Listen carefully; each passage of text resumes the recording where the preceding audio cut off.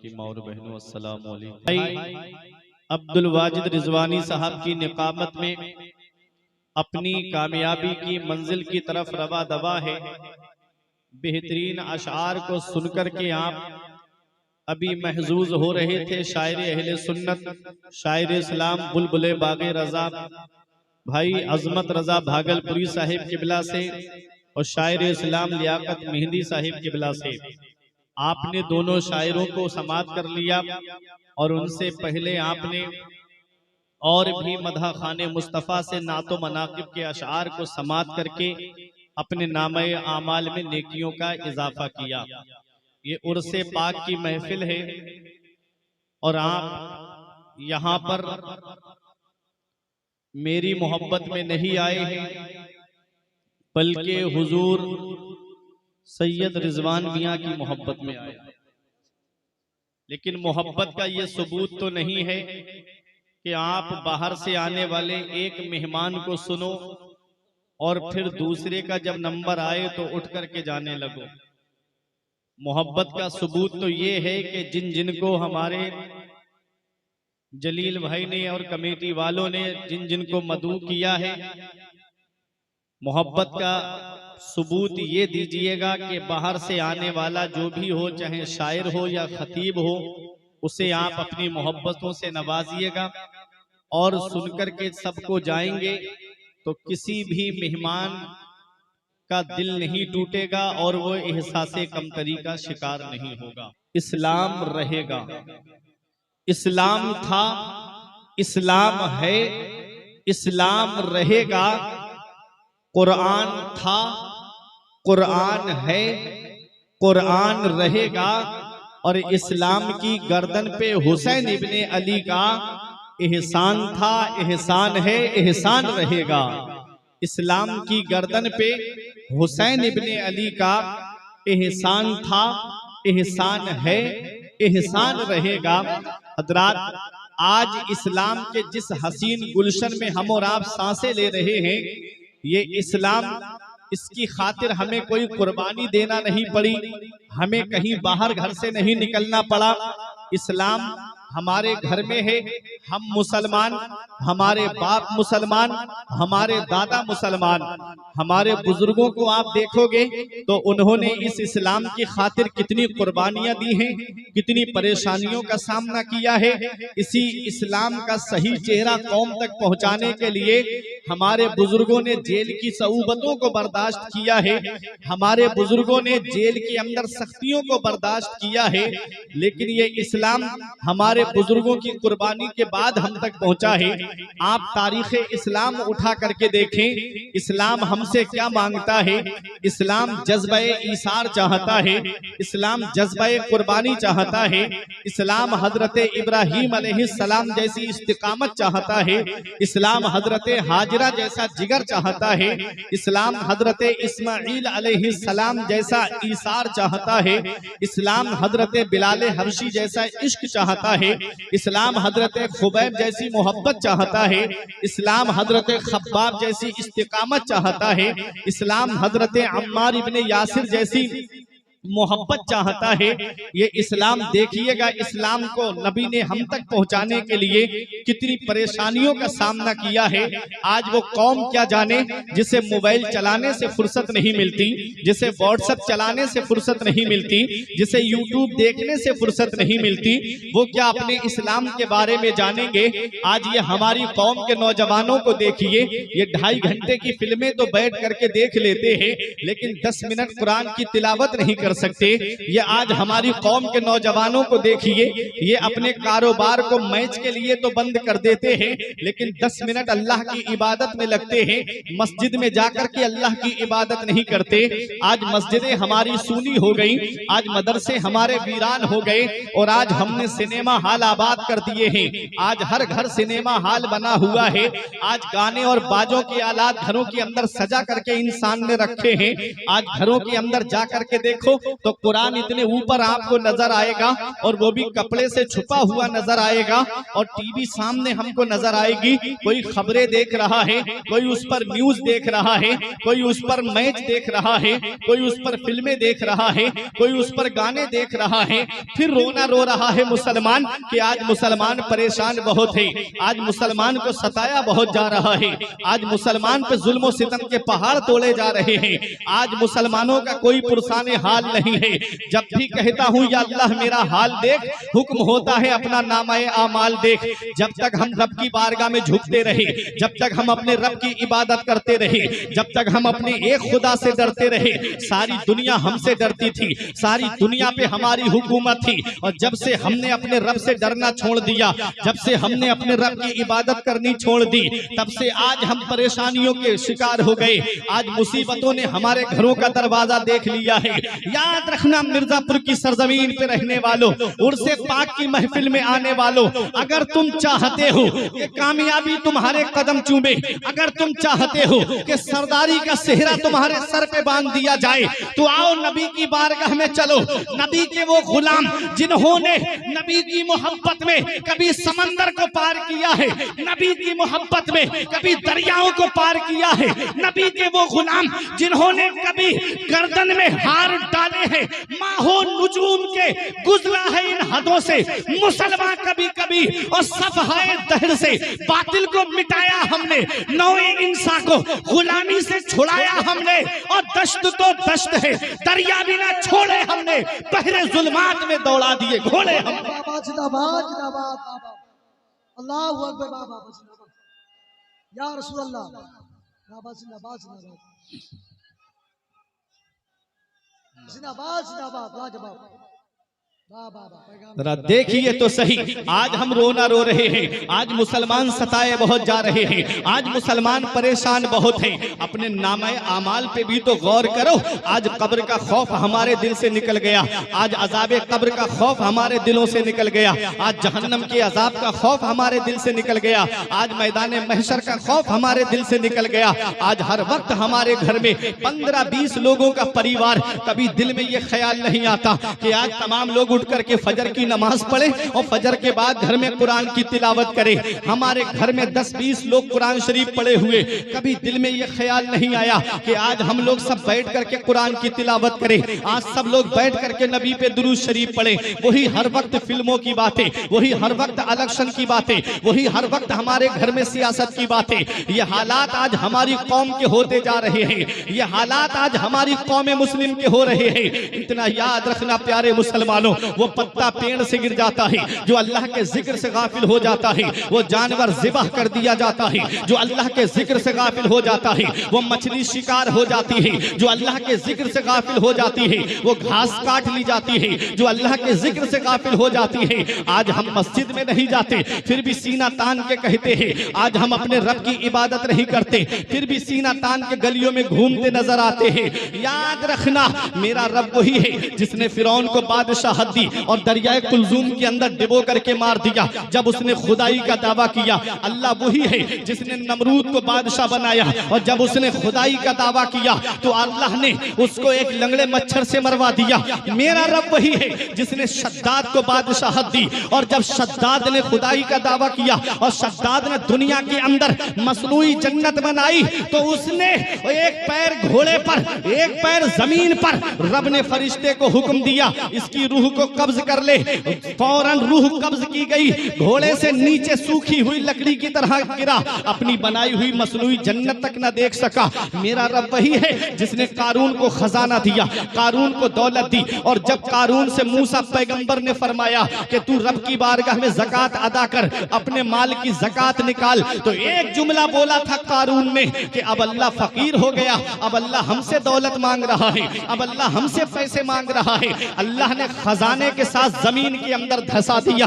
मेरा रब वही है जिसने अबू जहल को मक्के के अंदर कबीले की सरदारी दी, और जब उसने उसके महबूब को सताया तो अल्लाह तबारक व तआला ने दो छोटे छोटे बच्चों से मरवा दिया। यजीद ने आले नबी पे जुल्म सितम के पहाड़ तोड़े, आले नबी को शहीद करवाया। अल्लाह ने दर्द कौलैन से उसको मार दिया। अल्लाह कुरान में फरमाता है कुलिल्लाहुम्मा मालिकल मुल्क तुतिल मुल्का मन तशाउ व तंजिउल मुल्का मिम्मन तशाउ व तुइज्जु मन तशाउ व तुजिल्लु मन तशाउ बियदिकल खैर इन्नका अला कुल्लि शैइन कदीर। सारे बादशाहों का बादशाह अल्लाह है। अल्लाह है, अल्लाह वही है जिसने इंसानों को पैदा किया। अल्लाह वही है जिसने जिन्नात को पैदा किया। अल्लाह वही है जिसने फरिश्तों को पैदा किया। अल्लाह वही है जिसने जन्नत को पैदा किया। अल्लाह वही है जिसने जहन्नम को पैदा किया। अल्लाह वही है जिसने हमको बेशुमार नेमतों से नवाजा।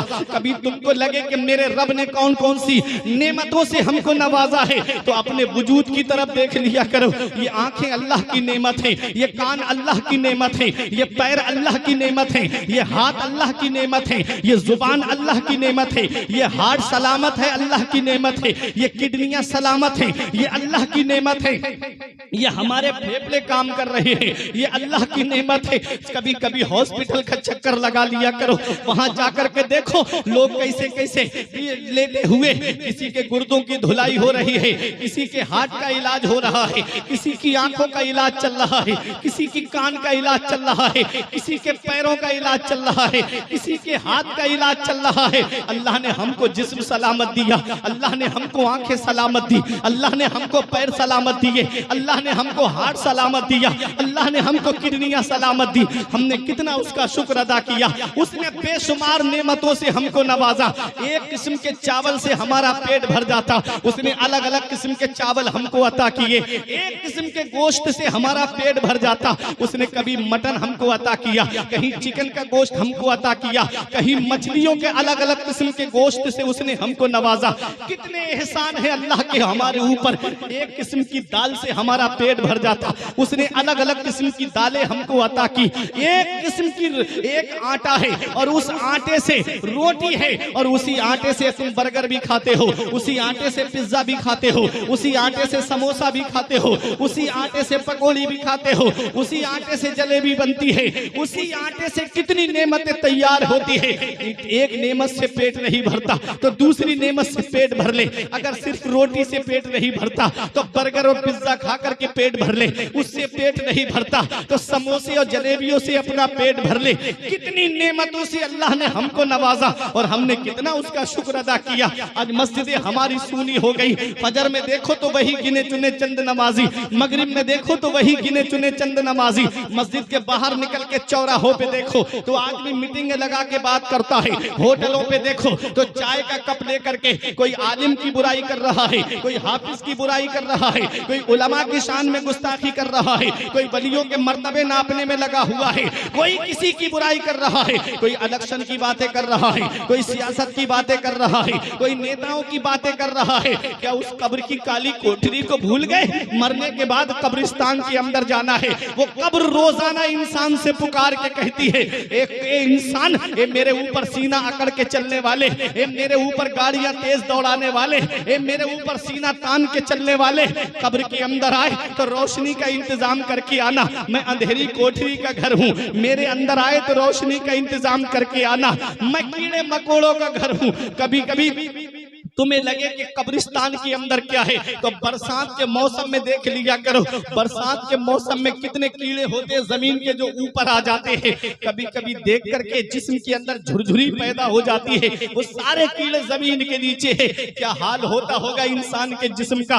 वो अपनी सेहत पे घमंड करने वालों और दौलत के ऊपर नाज करने वालों, कभी दौलत पे घमंड आने लगे, कभी पैसे पे नाज होने लगे, कभी सेहत पे तकब्बुर आने लगे, कभी बेटों की नौकरी पे घमंड आने लगे, कभी दौलत पे घमंड होने लगे, तो एक चक्कर कब्रिस्तान का लगा लिया करो। वहां तुमसे ज्यादा दौलत वाले लेटे हैं, वहां तुमसे ज्यादा पैसे वाले लेटे हैं, वहां तुमसे ज्यादा सरमाए वाले लेटे हैं। वो जिनकी नाक पे कभी मक्खी नहीं बैठती थी, आज उनके जिस्म को मिट्टी ने गला सड़ा करके एक तरफ कर दिया।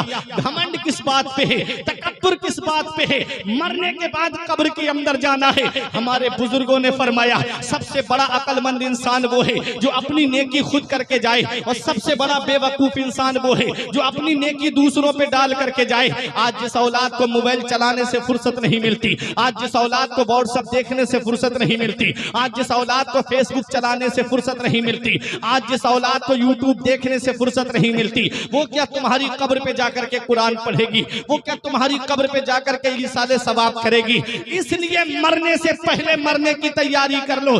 सबका मरना बराबर नहीं है, सबका दुनिया से जाना बराबर नहीं है। आज जिनके उर्स की महफिल में तुम आए हो, तुमने देखा नहीं अभी चंद साल पहले वो शख्सियत दुनिया वालों को वाज़ो नसीहत करके शरीयत का पैगाम देती रही। दुनिया से जाने वाले सब बराबर नहीं होते हैं। किसी के मरने पे लोग खुशी मनाते हैं कि लोगों को सताने वाला चला गया, लोगों पे जुल्म करने वाला सता चला गया। अरे मौत उसकी है जिसका करे जमाना अफसोस। यूं तो दुनिया में सभी आए हैं मरने के लिए, मौत उसकी है जिसका जमाना अफसोस करे। दुनिया से जाना उसका है जिसके लिए दुनिया वाले आंसू बहाएं। याद रखना, अरे सबका मरना बराबर नहीं होता, सबका दुनिया से जाना बराबर नहीं होता। वो शख्सियत दुनिया से गई, हजारों लोगों की आंखों में आंसू थे, और जब इधर जनाजा उठा उधर इमाम साहब पुकार उठे, लहिद में इश्के रुखे शह का दाग लेके चले, लहिद में इश्के रुखे शह का दाग लेके चले। अंधेरी रात सुनी थी चिराग लेके चले। बाबा नारे तकबीर, नारे रिसालत, मसलके आला हजरत, बस्ती बस्ती दरिया दरिया, इल्म का दरिया, फैज़ का दरिया, पैगामे इस्लाम। सबका मरना बराबर नहीं, सबका दुनिया से जाना बराबर नहीं। किसी के लिए गांव बंद रहता है, किसी के लिए कस्बा बंद रहता है, किसी की मौत पे शहर बंद हो जाता है, किसी की मौत पे सूबा बंद हो जाता है, किसी की मौत पे मुल्क बंद हो जाता है। तुमने देखा नहीं अभी चंद सालों पहले एक जनाजा बरेली शरीफ से उठा था, दुनिया देख करके हैरान रह गई। करोड़ों का मजमा जिसमें था, हर आंख में आंसू थे, और जनाजा ये ऐलान करता हुआ जा रहा था, पैगाम देता हुआ जा रहा था कि मसलके आला हजरत पे कायम रहो। जिंदगी दी गई है इसी के लिए, जिंदगी नहीं है किसी के लिए, जिंदगी है नबी की, नबी के लिए। ना समझ मरते हैं, जिंदगी के लिए जीना मरना है अपना नबी के लिए। अच्छा पैगाम, अच्छी बातें दिल की तख्ती पे लिख करके ले जाया कर। हमेशा रहने के लिए नहीं आए हैं दुनिया में, हम चंद दिन के लिए दुनिया में आए हैं। मौत का कोई भरोसा नहीं। ये बुजुर्ग जानते हैं, हमारे पहले आदमी महीनों बीमार रहता था, बिस्तर पे लेटा रहता था, अब कहीं जाकर के पता चलता था लोगों को अब ये दुनिया छोड़ने वाला है। अब तो पल भर की पता नहीं चलती, ऐसी ऐसी बीमारियां चल गई हैं। अचानक से दर्द उठा सीने में, लेके गए रास्ते में इंतकाल। शाम को हमारे पास से आदमी बात करके गया, सुबह को फोन आ रहा है, खबर आ रही है कि तुम्हारे फला अजीज का इंतकाल हो गया। मौत का कोई भरोसा नहीं। मरने से पहले मरने की तैयारी कर लो, क्योंकि आज का ये दौर इतना मसरूफियत का है, इतना मशगूलियत का दौर है। किसी को किसी के लिए वक्त नहीं है आज के दौर में, किसी को किसी के लिए टाइम नहीं है आज के दौर में। तो जब किसी को किसी के लिए वक्त नहीं है, तो क्यों ना हम अपना नामा अमाल तैयार करके दुनिया से जाएं, ताकि हम कब्र में पहुंचे तो नबी मुस्कुरा के फरमा दे, फरिश्तों कब्र में मेरा गुलाम आया है, कब्र में मेरा आशिक आया है, कब्र में सरकार आए तो मैं कदमों पे गिरूं, जब फरिश्ते मुझे उठाएं तो मैं उनसे यूं कहूं, अब तो पाए नाज से मैं है फरिश्तों क्यों उठूं, मर के आया हूं यहाँ इस दिल रुबा के वास्ते। कब्र की नींद से उठना कोई आसान न था। हम तो महशर में उन्हें देखने आए हुए हैं, हम तो अपने नबी का दीदार करने आए हैं। मौत मिटाने नहीं आती है, मौत दुनिया बदलवाने आती है। मौत मिटाने नहीं आती, ये जहन से निकाल देना अपने के मौत मिटाने आती है। मौत मिटाने नहीं आती है, मौत दुनिया बदलवाने आती है। देखें, जब हम इस दुनिया में नहीं थे तो कहीं थे, जहां थे उसे कहते हैं आलमे अरवाह, रूहों की दुनिया। माँ बाप के जरिए, पैदाइश के जरिए, बर्थ के जरिए हम इस दुनिया में आए। माँ बाप के जरिए इस दुनिया में आए। अब इस दुनिया में जो हम रह रहे हैं इसे कहते हैं आलमे शहादत, मौजूदा दुनिया। अब इसमें भी हमको हमेशा नहीं रहना है। अब मौत के जरिए हमको दुनिया बदलनी है और जिस दुनिया में जाना है, कब्र की जो दुनिया है उसे कहते हैं आलमे बरज़ख, बरज़खी दुनिया। अब कब्र में भी हमें हमेशा नहीं रहना है, वहां से कयामत के मैदान में हमको आना है, मैदान हश्र में। अब वहां पर भी हमको हमेशा नहीं रहना है, वहां का एक दिन 50,000 साल के बराबर होगा। वहां से या तो आलमे जन्नत या आलमे जहन्नम। अब एक बात बताओ मिर्जापुर वालों, हम मिटे कहां, हम खत्म कहां हुए? हमने सिर्फ दुनिया बदली, हमने सिर्फ जगह बदली। माँ बाप के जरिए दुनिया में आए, मौत के जरिए कब्र में पहुंचे और कब्र से उठ करके हश्र में पहुंचे और हश्र से हम मैदाने हश्र से या तो जन्नत या जहन्नम, जैसा अमल वैसा उसका मकाम। हम मिटे कहां? अरे जब एक आम मुसलमान की ये शान है, जब आम मोमिन की ये शान है कि मौत उसे मिटाती नहीं है, तो फिर मदीने वाले मुस्तफा की शान का आलम क्या होगा, औलिया इकराम के मकाम का आलम क्या होगा। आला हजरत बरेली से पुकार के फरमाते हैं, तू जिंदा है वल्लाह, तू जिंदा है वल्लाह, तू जिंदा है वल्लाह, तू जिंदा है वल्लाह, मेरी चश्मे आलम से छुप जाने वाले, मेरी चश्मे आलम से छुप जाने वाले। तो मौत मिटाने नहीं आती है, मौत दुनिया बदलवाने आती है। हमने पूरी जिंदगी नबी पे सलाम पढ़ा, हमने पूरी जिंदगी अपने नबी को देखा नहीं। मौत ने हमारे ऊपर एहसान कर दिया। मेरे आका इरशाद फरमाते हैं, तोहफतुल मुमिन अल मौत, मोमिन को मौत तोहफे में दी जाती है। और तोहफा किसे दिया जाता है? तोहफा उसे दिया जाता है जिससे मोहब्बत होती है। नबी फरमाते मोमिन के लिए मौत एक तोहफे के तौर पे है, मोमिन को मौत तोहफे में दी जाती है।